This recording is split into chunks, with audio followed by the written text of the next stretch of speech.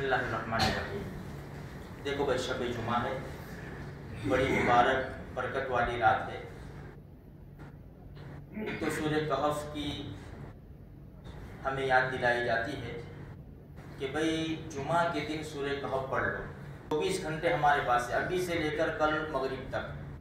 आज जुमेरात की मगरिब से लेकर जुमा की मगरिब तक 15वें पारे में है, आधा पारा है। नबी करीम सल्लल्लाहु अलैहि वसल्लम ने फरमाया, जिसने जुमा के दिन सूरह कहफ पढ़ी, उस हफ्ते में अगर दज्जाल निकल जावे तो अल्लाह उसके फितने से भी हिफाजत करेगा। और दुनिया में सबसे बड़ा फितना मेरे भाइयों दज्जाल का फितना है। और ये छोटे मोटे फितने जो रूनुमा होते हैं, रोज कुछ ना कुछ मुसलमानों के ऊपर हालात आते हैं। अपनी जिम्मेदारी समझ के सूरह कहफ पढ़ेंगे इंशाअल्लाह तो इसका बहुत बड़ा फायदा होगा। दूसरे नंबर के ऊपर है सूरह दुखान, 25वें पारे में सिर्फ 3 रुकू, 5 मिनट का मसला है। नबी करीम सल्लल्लाहु अलैहि वसल्लम ने फरमाया, जिसने जुमा के दिन सूरह दुखान पढ़ी, अल्लाह उसके लिए जन्नत में महल बनाएगा। और तीसरे नंबर के ऊपर है दुरूद शरीफ।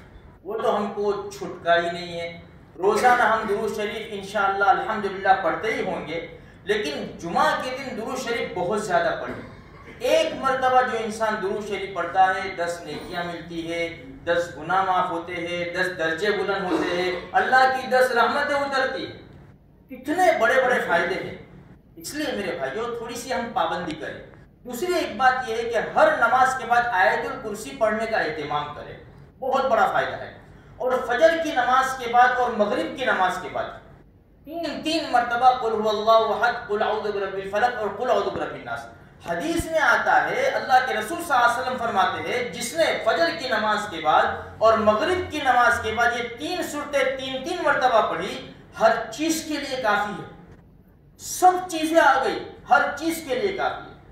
सुबह सूरह यासीन पढ़ो मेरे भाइयों, थोड़ा कुरान पढ़ने का एहतमाम करो। देखो आज बहुत अफसोस के साथ कहा जाता है कि उम्मत का बहुत बड़ा तबका कुरान पढ़ना भूल गया है। आता ही नहीं, पढ़ते ही नहीं आता। बचपन में पढ़ा था, फिर उसके बाद कुरान छोड़ दिया। घर में होते हुए कुरान से बहुत दूर हो गए। इतने दूर हो गए कि जब कुरान कभी कभी खोलते हैं ना तो समझ में नहीं आता कि कैसा पढ़े।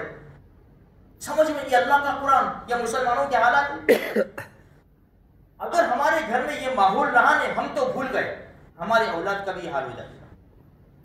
इसलिए थोड़ा सा बैठो, भले नहीं पढ़ना आता, कुरान लेके बैठो। अपने बच्चों से भी कहो बैठो। आदत डालेंगे, माहौल बनाएंगे तो काम आएगा। देखो छोटी सी बात बताऊं मैं आपको, कितना बड़ा फायदा है कुरान का और बच्चों को कुरान सिखाने का। ईसा अलैहिस्सलाम एक मर्तबा जा रहे थे, एक कब्र के पास से गुजर हुआ, अल्लाह के नबी थे, तो पता चला कि इस कब्र के अंदर सख्त अजाब हो रहा है, कब्र वाले को सख्त अजाब हो रहा है। आगे गए, एक नहर में गुस्ल किया और फिर वापस आए। जब वापस आए तो उसी कब्र के अंदर नूर और अल्लाह की बेशुमार रहमतें उतर रही है। अल्लाह के नबी ईसा अलैहिस्सलाम हैरान, अरे अल्लाह इसका राज बताया जाए कि क्या राज है। गया जब तो अजाब हो रहा था और आया तो तेरी रहमतें उतर रही है। बताया गया ईसा अलैहिस्सलाम को, यह आदमी बड़ा गुनाहगार था, बड़ा ही बदबख्त और बदनसीब इंसान था। जब ये मरा तो इसकी बीवी हामिला थी, प्रेग्नेंट थी। फिर उसके बच्चा पैदा हुआ। बच्चा पैदा होने के बाद 3-4 साल 5 साल जो भी गुजरे होंगे, इस बच्चे को इसकी माँ ने मदरसे में दाखिल किया।